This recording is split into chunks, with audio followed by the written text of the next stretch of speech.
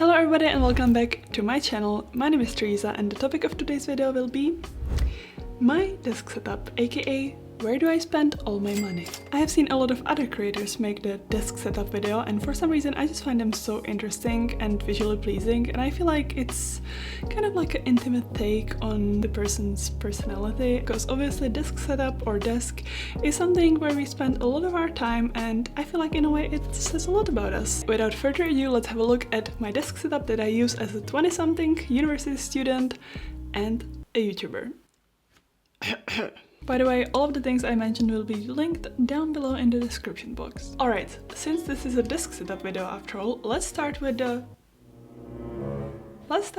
desk. So this ginormous beauty that you can see is the IKEA Edison standing desk, which I got in the brown/dark grey color combination. I think this is a walnut to be more specific. And I also got it in the biggest size that I could possibly find, which was 160 × 80 centimeters and whatever that is in inches. We all know size matters, and also this size fit perfectly into the space that I have in my room for it, so it was a no-brainer. The best thing about this table, other than it being so big, which is not to be underestimated, really it's a game changer to have a table this big, because you can lay out all your stuff, you can really have a lot of space to do all you need. I mean, this is a really big desk. Is the fact that it is height adjustable. Even now you can see that with just pressing this little lever on the side, I can adjust it from 63 centimeters all the way up to 127 centimeters. Actually, you can even choose which side of the desk you want to put this little, lever adjustment thingy on while you're building it. And speaking of building it, I'm really proud to say that I actually built this table all by myself, including all the electronics and putting it together, and I'm not a handy person whatsoever, so if you're scared of that part, don't worry, I'm sure you can manage. It also has some cable management underneath, and overall it is very sturdy, which is what tends to be a little bit of an issue with some of the cheaper standing desks, but even though this is IKEA, this is very sturdy, feels very high quality, and I can 100% recommend. Before we get into all of the good stuff, which is all that's on the table, let's quickly talk about what is around the table. So let's start with what I'm sitting on right now, which is this grey velvet, chair type of thing. I think this is actually like a dining table chair, and to be honest, there's nothing that special about it, and I don't think it's ergonomically like the best option ever. I got it simply because it really fits well into like the color scheme of my room, and I really like that it's like velvety and nice to touch. But down the line I'll probably upgrade this to something a little bit more spine friendly. All of the tech toys you're about to see very soon are plugged into the 6-socket extension lead underneath the table, and I'll be the first to admit I'm not sure how safe that actually is, but at the side of the table I have this little cable management sticker thingy. I actually got a whole bunch of them in like various shapes and sizes. These only cost a couple of dollars, and they're a great way to hold your cables in place so you don't always have to look for them somewhere on the ground between all the other cables. Let's quickly finish what's around the desk. So first things first, this Porsche poster, which I love so much. It shows all the various generations of the 911, and I actually got it from Etsy from this super talented guy who was so kind to modify the last car, the 992 GT3, to ruby stone color, which is obviously my favorite. So I guess you could say this poster is one of a kind. Quickly about lighting, so on the left I have this IKEA lamp. I guess it's called Tershul. I have it in white, and there's not much I can say about it. I don't even like it that much, to be honest. It's a little bit cheap, but it does the job. What makes it interesting, however, is the fact that I have the Philips Hue light bulbs in it, which again everyone on the internet seems to have, so of course I had to get them too. Fun fact, I actually got them all second hand because those things are so expensive. Before you buy them, make sure to check out like Facebook Marketplace or something, because I'm not sure if I would buy them full price, to be honest. I have them everywhere in my place, so this lamp, also this one, and another one which is out of the shot, and I absolutely love it. I get to just very conveniently control it from my phone, control it through Siri. You can set the brightness, the color temperature, the color. It's amazing. And on the right side of the desk I have another lamp. I just have a normal light bulb in it, but fun fact, it is touch activated and it has 3 brightness levels, so I just get to tap and set it up as I need. Alright, it's time to get into the good stuff. Time to get in all of the tech, all of the gear, all of the goodies. And let's start with the biggest and most obvious one, which is my 34-inch monitor. So this is the LG 34GN 850 monitor, and I actually made a whole dedicated video about it, so if you want to know more, feel free to check it out right here. A lot of the other things that you'll see in my desk setup are, let's be real, not really necessities. They're like nice to have category, not like must have. But this, it is really a game changer across the board, from studying where I can have like 3-4 windows open at the same time, to editing where I can see the whole timeline. I know that there's a lot of options when it comes to monitors, but I personally find that the 34-inch is kind of a sweet spot between price, functionality and size. And since this monitor came with a little bit chunky and a little bit ugly arm, I have it sitting on the fully Jarvis monitor arm. I really think that this is a must with any monitor, but especially if you get an ultrawide, because those are huge and heavy and can take up so much space on your desk, which I think none of us want. I chose this particular one for multiple reasons, including but not limited to the color. This one comes in 3 colors, in white, silver and black. I personally like the white because again it matches the kind of pink, grey, white color scheme of my room. It also has a built-in cable management system, so you can kind of stuff all of the cables inside the arm and not have them hanging around, which I really appreciate. And most importantly, this arm feels very sturdy and very reliable, which is something that you kind of want if you have like, you know, hundreds of dollars, you know, sitting on it. And just one note, although on their website it says that this arm can only hold monitors up to 32-inch, as you can see, I have my 34-inch on it and I have had no problem with it. All of this is powered by my beast of a dinosaur, the 2015 15-inch MacBook Pro. I've had this computer for absolute ages, almost 7 years now.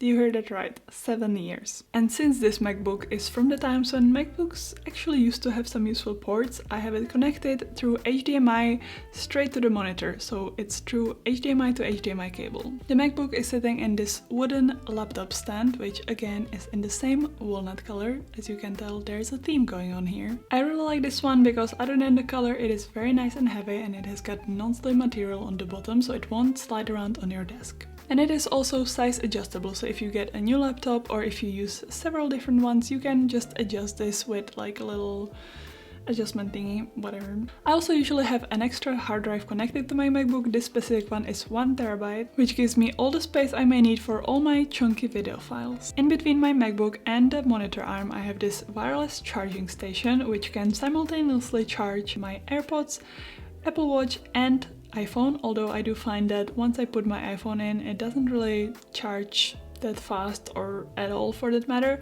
so I just tend to keep my Apple Watch and my earphones on it at all times, and it's kind of, you know, their spot while it's also charging them, so it's great 2 in 1. Speaking of AirPods, I have the AirPods Pro. They serve me so well. I actually absolutely love them, especially the noise cancelling. For something this small and portable, it's really great value and it works fine. Like, it doesn't fit perfectly in my ears, but for the size and for the practicality, I give it 10 out of 10.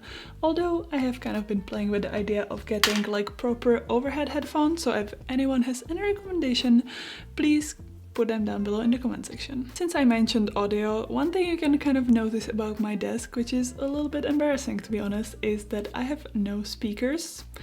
Because again, I got caught up overthinking which ones I should get, and all the ones that I actually liked were too expensive. So right now my audio system consists either of connecting to my AirPods or through just blasting the speakers through the closed up MacBook. Tech aficionado, as you can tell. The ones that I've been kind of eyeing are these, but I haven't really convinced myself to make the leap yet. And I also usually have this Ultimate Ears Wonderboom little portable speaker sitting on my desk, which I just play music from in the morning. I sometimes also take it to play the music in the shower.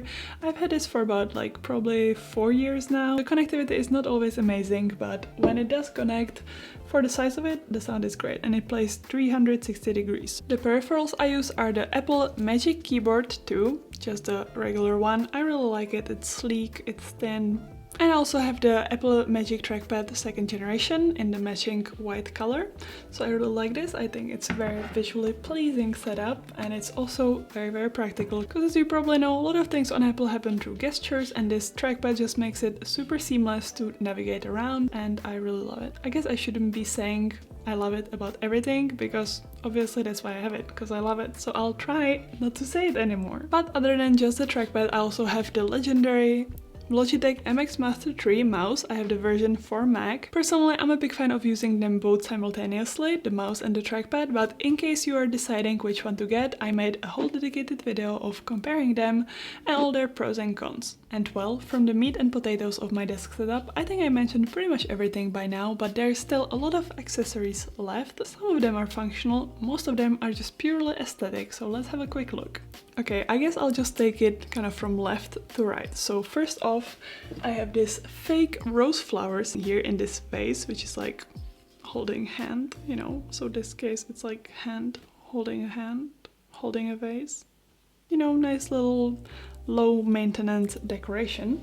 I usually also have my wallet slash card holder. Currently I'm obsessed with this one from Tory Burch. I think it's so cute. I also always have a lip balm sitting on my desk. I'm obsessed with the Laneige sleeping mask, which is like the Ferrari of lip balms, because it is quite expensive. I think it costs like $20 or $30, but I must admit, although I was super skeptical and judgmental from the beginning, this has actually become my favorite lip balm. And no matter if you're a man or a woman, I think if you suffer from dry lips, there's nothing that beats this. Next up, I have these blue light blocking glasses, and although they do look like normal glasses, they actually have a little bit of an orange tint, which is supposed to block off at least some portion of all the blue light that we consume. And my original plan was to wear them in the evening while I'm staring at my screen, but I must admit I rarely ever do so. They're even quite cute, I think. What do you think? Would you be able to tell they're blue light blocking? Always good to have a spare memory card. You never know when you're gonna run out. Actually, you do know you're gonna run out when you're most gonna need it, so it's always good to have a spare one. As you may already be able to tell, I do have a little bit of a car problem, so this is a G-Wagon model, which I brought from Germany when I visited the Mercedes-Benz museum, and I just like sitting it here, and actually, it's even functional.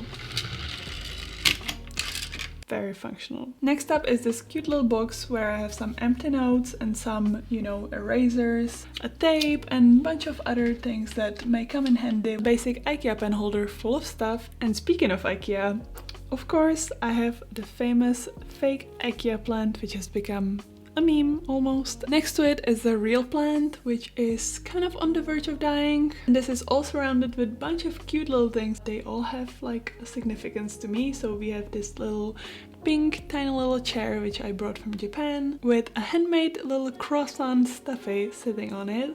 And next to it I have this tiny little Nutella and a Porsche emblem, which is supposed to be like a keychain, but I'm not so delusional yet to wear the official keychain without actually having the car, so I just keep it sitting on my desk like that. I also have the little prism cube and a couple of little animal statues and cute other little objects, because I have a little obsession. I also always have like some scented candle. I really love this jasmine one from IKEA. Just jasmine in general is just like... Another thing that you'll always find on my desk is some little notebook like this, where I tend to jot down some to-do lists or some quick notes that I need to make while I'm on a call or something, so that's always sitting ready like this on my desk with a pen. And I also always have a proper nerdy calculator, so I can get a precise idea of the magnitude of my irresponsible spending. And last but not least, these 3 books by Austin Kleon, which are really great books overall, but they also look very aesthetically pleasing, so I kind of keep them as little, I guess, motivational quotes. Alright, and that's it about my desk setup for now. Obviously, it's still a lot like me, work in progress, and there's a lot of upgrades that I'm planning, for example, speakers. And I also already ordered a webcam and a little light, so I'll let you know once I get those, and I'll definitely make an updated version next year. Let me know if you have any questions, and I'll see you in the next one. Bye!